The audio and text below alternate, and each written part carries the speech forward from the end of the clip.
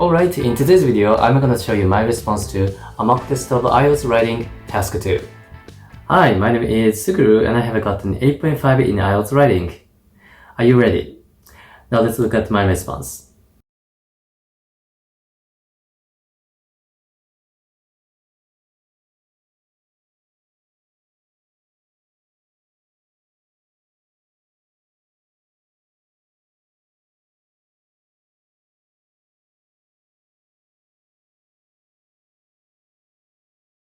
Okay, so you're looking at the first of the 3 body paragraphs that I have written for this task. In this video, we are not gonna look at the introduction and conclusion paragraphs. Sorry about that. I got this done in 40 minutes, so there might be some mistakes. Okay, let's start. My country, Japan, has a pedagogical system where entrance examinations are common for higher education. This system has one drawback, however. Students might put entrance exam preparation above anything else. As early as their first or second year of high school, determined high school students start to receive additional tutoring at cram schools in order to get into the prestigious universities they dream of attending. If the curriculum of their school does not cover a mathematical theorem or an ancient period in European history that will be of the test, some students skip the class in order to attend cram schools instead. This is disrespectful to the teacher of the class they have skipped. One grammar error will be of the test. I meant on the test. Sorry. Let's move on to my second body paragraph. In the United States, in contrast, entrance examinations are uncommon. Instead, admissions are determined based mainly on each applicant's GPA and extracurricular activities. This education can be beneficial for students because it helps them prepare to become reliable citizens of society. If leading a baseball team as captain or participating regularly in volunteer work is highly evaluated at the time of college application, many students will naturally pursue such experiences. Education that features extracurricular experiences creates a perception that study is not the only important thing for young people, making them follow the enterprise. No mistakes, that's good. Okay, the last body paragraph. Despite the apparent upside mentioned above, the American educational system might not always be ideal.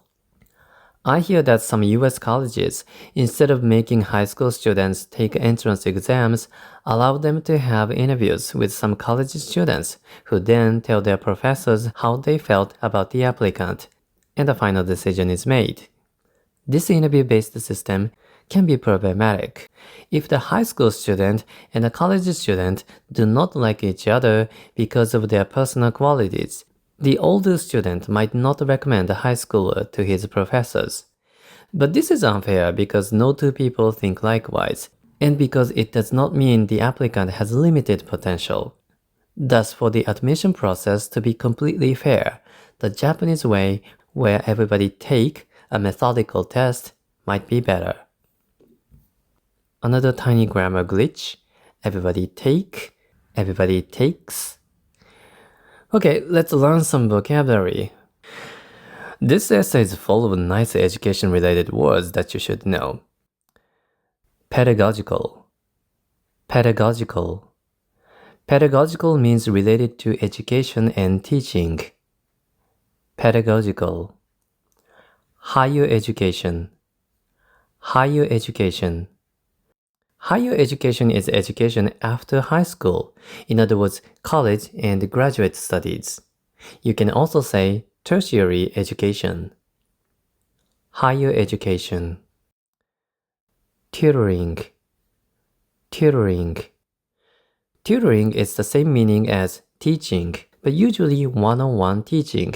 In other words, one teacher teaches one student. Tutoring. Cram school. Cram school. A cram school is an educational facility where students study in addition to their elementary school or high school curriculum. Low-level students might study at a cram school because they can't keep up with their classmates. Or advanced students might also study at a cram school because they feel their school curriculum is not enough. Cram school. Prestigious. Prestigious. Prestigious schools are very famous schools that are extremely difficult to get into. Prestigious. Skip a class. Skip a class. If you skip a class, it means you don't take the class even though you don't have acceptable reason to do so. Skip a class. GPA. GPA. GPA is a method of evaluating a student's school performance. In American schools, usually students are evaluated on a scale of 1 to 4.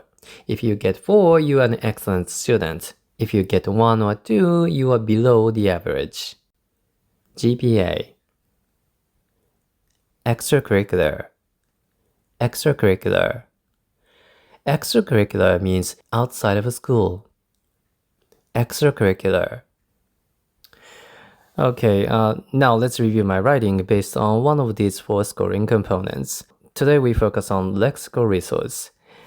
Actually, we have already seen how I did good in terms of lexical resource.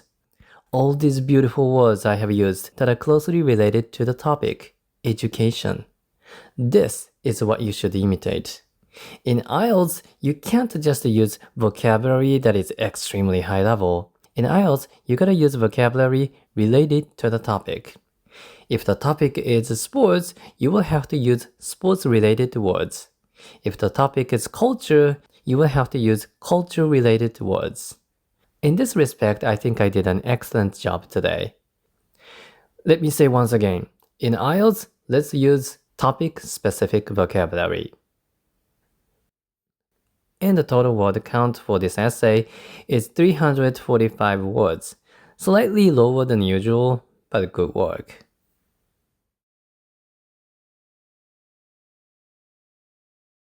Alright, I hope you found this video useful. Leave a like, subscribe if you're new, and most importantly, let me wish you good luck on your test.